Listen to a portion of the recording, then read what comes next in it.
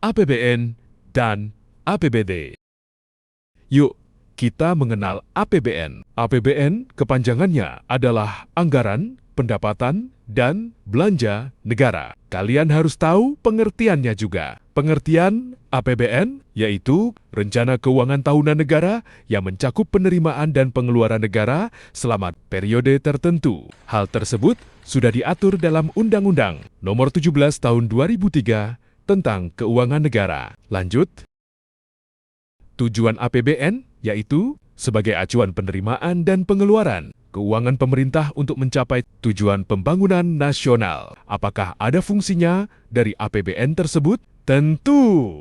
Fungsi APBN diantaranya fungsi otorisasi, yaitu dasar pelaksanaan pendapatan dan belanja tahun bersangkutan. Fungsi perencanaan, yaitu pedoman merencanakan aktivitas pemerintah. Fungsi pengawasan, yaitu menilai kesesuaian pelaksanaan kegiatan dengan ketentuan. Fungsi alokasi, yaitu mengalokasikan sumber daya untuk pembangunan. Fungsi distribusi, yaitu meningkatkan kesejahteraan masyarakat. Terakhir, fungsi stabilisasi, yaitu untuk menjaga stabilitas ekonomi nasional. Kita lanjut ke mekanisme penyusunan APBN. Pertama, pemerintah menyusun RAPBN, kemudian RAPBN tersebut diajukan dan dibahas oleh DPR. Jika disetujui, maka RAPBN disahkan menjadi APBN. Komponen pendataan dan belanja negara. Struktur APBN terbagi menjadi pendapatan negara dan belanja negara. Pertama, pendapatan negara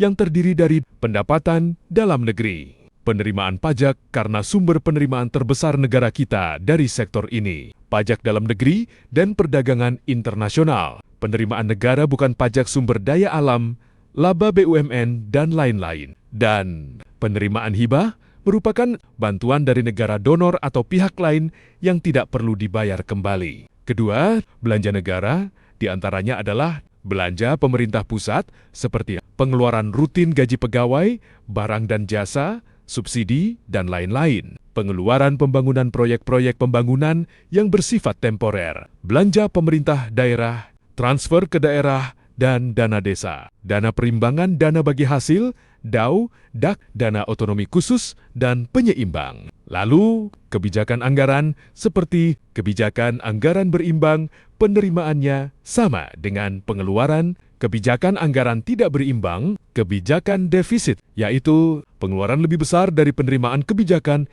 ini digunakan saat resesi. Kebijakan surplus, yaitu penerimaan lebih besar dari pengeluaran kebijakan ini digunakan saat inflasi. Kebijakan anggaran dinamis, yaitu kebijakan anggaran yang selalu meningkat dari tahun ke tahun. Selanjutnya, pengaruh APBN terhadap perekonomian. Pertanyaannya, apakah ada pengaruhnya terhadap perekonomian? Tentu saja, diantaranya yaitu meningkatkan pertumbuhan ekonomi dan GNP, mengatur jumlah uang beredar, dan menjaga stabilitas keuangan, mendorong perkembangan industri dan investasi, memperlancar distribusi pendapatan, membuka lapangan kerja baru. Setelah kita bahas tentang APBN, mari kita selesaikan misinya yaitu membahas materi tentang APBD.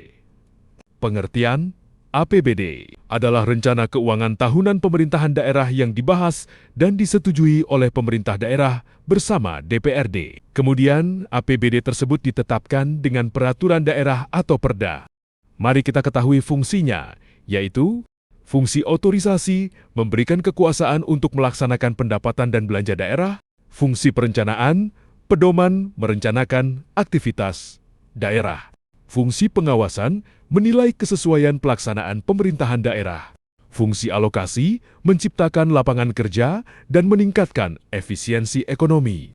Fungsi distribusi memajukan kesejahteraan rakyat daerah. Fungsi stabilisasi memelihara keseimbangan ekonomi daerah. Nah, kita lanjut ke materi. Tujuan APBD. Apa sajakah tujuannya? Membantu mencapai tujuan fiskal daerah, meningkatkan pengaturan dan koordinasi di lingkungan pemerintah daerah, menciptakan efisiensi penyediaan barang dan jasa, menetapkan prioritas belanja daerah.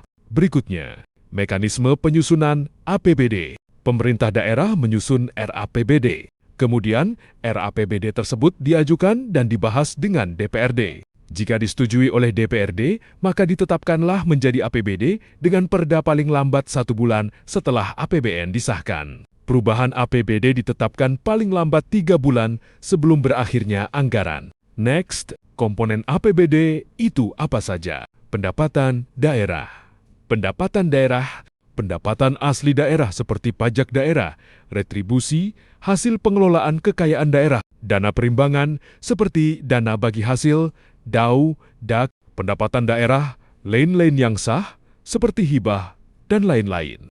Belanja daerah. Belanja tidak langsung, seperti belanja pegawai, bunga, subsidi, hibah, bantuan sosial, dan lain-lain. Sedangkan belanja langsung, yaitu belanja pegawai, barang dan jasa, serta modal. Pembahasan terakhir tentang pengaruhnya, lalu apa pengaruhnya APBD terhadap pembangunan ekonomi daerah.